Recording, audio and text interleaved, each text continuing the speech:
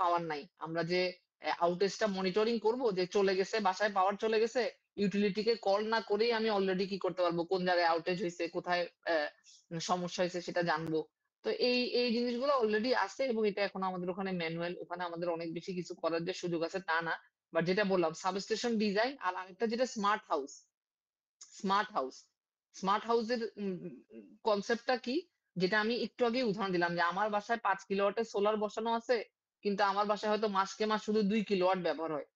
এখন এই যে বাকি 3 কিলোওয়াট যদি আমি পাশের জনের সাথে শেয়ার করতে পারতাম, তাহলে সে একটা ডিসিশন নিতে পারতো যে আপনার থেকে আমি এখন, সরকার থেকে আমি এখন লোড নিব না, আমি লোড নিব আমার পাশের বাসা থেকে, কারণ পাশের বাসার সোলারে আমি ব্যবহার করতে পারতেছি। হুম। তো এই ইনফরমেশন গুলা স্মার্ট হাউসের ভিতরে, হ্যাঁ, যে অটোমেটিকলি আমি কোন অ্যাপ্লায়েন্সটা, স্মার্ট গ্রিড মানে কিন্তু শুধু যে জেনারেশন বা এরকম বলতেছি না, স্মার্ট গ্রিড মানে তোমাদের যুগের স্মার্টও, যে কোথাও অ্যান্ড্রয়েড অ্যাপ আছে বা কোথাও স্মার্টফোন আছে, আমি গ্রিডের সাথে কানেক্টেড থেকে গ্রিড যদি আমাকে জানায় যে এই সময় কিন্তু পাওয়ারের দাম বেশি থাকবে, সন্ধ্যা 6টা থেকে 8টার সময় কিন্তু বিল বেশি আসবে আপনার, তাহলে আমি ডিসিশন নিয়ে, আমি যদি সন্ধ্যা 6টার পরে বাসার বাইরেও থাকি, আমি ডিসিশন নিয়ে সন্ধ্যা 6টার পরে আমার যে বড় বড় লোড গুলো আছে, বাসায় কোনো যদি বড় লোড থাকে, হ্যাঁ, অনেকে এটা বাইরের দেশে থাকে যে বাসায় হিটার চালানো আছে, তাহলে হিটারটা ওই সময় বন্ধ রাখতে পারি। এরকম টাইপের।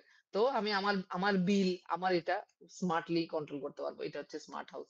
তো এই ওয়ার্ড গুলা বললাম আসলে এই কারণে, যে এই স্মার্ট হাউস ডিজাইন করা, স্মার্ট আউটেজ ম্যানেজমেন্ট ডিজাইন করা, স্মার্ট সাবস্টেশন ডিজাইন করা, তোমাদের কারা জানি আমার সাথে দিন কথা বলছিল যে ম্যাডাম পাওয়ারের প্রজেক্ট করতে চাই, পাওয়ার রিলেটেড প্রজেক্টের কাজ এখনই শুরু করতে চাই। হ্যাঁ। তো কি কি নিয়ে কাজ করো? পাওয়ার সিস্টেম অলরেডি কিন্তু একটা স্যাচুরেশনে পৌঁছাই গেছে। হ্যাঁ, অলরেডি ফল্ট ডায়াগনোসিস করা এই সেই হয়ে গেছে। তাহলে এই মুহূর্তে যদি কাজ করতে চাই বলো, তাহলে আসলে কাজ করতে চাই হচ্ছে এই যে স্মার্ট গ্রিডে ডিজাইন করা, যে স্মার্ট গ্রিড কেমন হয়, কেমনে কমিউনিকেশন গুলা কন্ট্রোল করে। এখন যেহেতু এআই চলে আসছে, তাহলে কিভাবে আর্টিফিশিয়াল ইন্টেলিজেন্স দিয়ে কালকের দিনে কেমন লোড লাগতে পারে, সেই হিসাবে আজকের দিনে বসে লোড ম্যানেজমেন্ট করা, সেই জিনিসগুলো ডিজাইন করতে তোমরাই হয়তো এই টাইপের প্রজেক্ট করবা, এই টাইপের প্রজেক্ট হয়। ঠিক আছে। তা আমরা আর বেশিক্ষণ সময় নিব না, দুইটা টপিক দেখে আমরা আসলে শেষ করবো। আর একটা হচ্ছে মাইক্রোগ্রিড।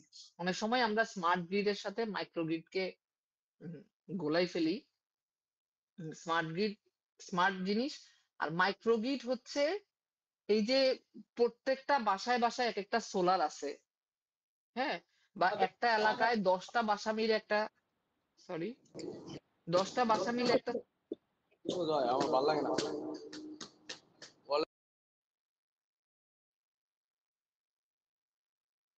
আচ্ছা, আমার কথা কি শোনা যাচ্ছে? জি ম্যাম। জি ম্যাম, যাচ্ছে। আচ্ছা,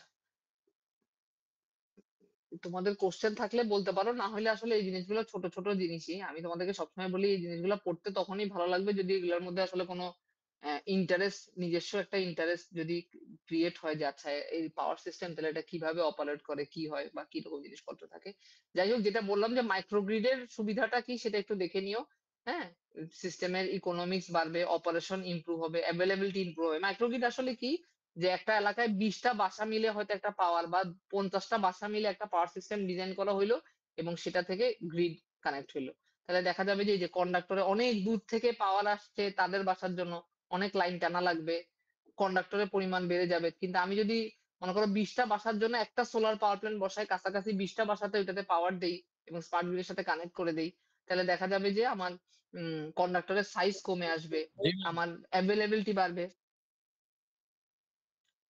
আচ্ছা, কথা বলতে হইলে আমাকে স্টপ করতে বলবা, আর না হইলে মানে আমার পারমিশন হাত উঠায় তারপরে একটু বললে আমার জন্য সুবিধা হবে। হ্যাঁ, নাহলে তো আমি আসলে বুঝতে পারবো না, আমি তো স্ক্রিন দেখতে পাচ্ছি না। মানে আমার হচ্ছে পিসিতে স্ক্রিন খোলা আর মোবাইলে আমি কমিউনিকেট করতেছি, তো আমি আসলে বুঝতে পারবো না। আচ্ছা, এখানে কিছু ছোট ছোট এই আর স্লাইডে আসলে তেমন কিছু নাই, এখানে কিছু ছোট ছোট ছবি দেওয়া হয়েছে। হ্যাঁ, যে একটা মাইক্রোগ্রিড যদি থাকে, তাহলে এইখানে গ্রিড স্টেশন, এখানে জেনারেশন স্টেশন, এখানে আবার কনজিউমার, এরা সবাই একটা নির্দিষ্ট, হ্যাঁ, নির্দিষ্ট লাইনের মাধ্যমে সবাই সবার সাথে কানেক্টেড। খেয়াল করো, কোনো এমন না যে এই জায়গা থেকে এসে শুধু এই জায়গায়, পুরাটা গ্রিড, গ্রিডের থেকে আবার কনজিউমার, কনজিউমার থেকে আবার ফ্যাক্টরি, সবাই নিজেরা নিজেদের মধ্যে ইন্টার কানেক্টেড। হ্যাঁ, এবং ছোট ছোট আহ, ছোট ছোট গ্রিড মিলেই ওরা স্মার্ট গ্রিডে কানেক্ট হবে, এবং ওই ছোট ছোট মাইক্রো গ্রিড মিলে আসলে স্মার্ট গ্রিডে কানেক্ট হবে। এভাবে করেই আসলে অপারেশনটা হবে। তো যেখানে যেটা বলতেছে যে তুমি যদি এই পাওয়ার জেনারেশন থেকে এক্কেবারে এই গ্রিড স্টেশন পর্যন্ত আনো, অনেক লম্বা ওভারসাইজ তারের দরকার পড়বে। তো বলে যে কাছাকাছি লোডে যদি তুমি এই সম্বাদটা যদি পাওয়া যায় যে এই জায়গার লোড এইখানে দিলেই অনেক কাছাকাছি হবে। এত দূর পর্যন্ত নেয়ার দরকার নেই। তাহলে সেই জিনিসগুলো আরো স্মার্ট সিস্টেম ডিজাইন করতে সাহায্য করবে। এখানে কিছু ছবি দেওয়া আছে। যাই হোক এই জিনিসগুলো তোমরা দেখে নিও। আল্টিমেটলি স্মার্ট গ্রিড বসাবার আর টার্গেটই হচ্ছে যেন কোথাও ওভারলোড না হয়ে যায়, আবার কোথাও স্টোরেজ শর্টেজ না হয়ে যায়। হ্যাঁ? মানে কোথাও যেন মানে একজন থেকে বেশি পাওয়ার চলে গেছে এরকম অবস্থাও যেন না হয়। হ্যাঁ? আবার কোথাও একজন পাওয়ার পাচ্ছেই না এমন অবস্থা যেন না হয়। আর যেটা বলল যে কোন সেন্ট্রাল রেগুলেশন যখন তুমি সবাই সবার সাথে কানেক্টেড, হ্যাঁ? তাইলে অয়েলওয়ালা এখন ডিসিশন নিতে পারবে না যে আমার থেকেই পাওয়ার নিবেন শুধু। কারণ অয়েলওয়ালাকে গ্যাসওয়ালা বলতে পারবে যে তোমার দাম এখন বেশি, তুমি অফ থাকো, আমি চালু হই।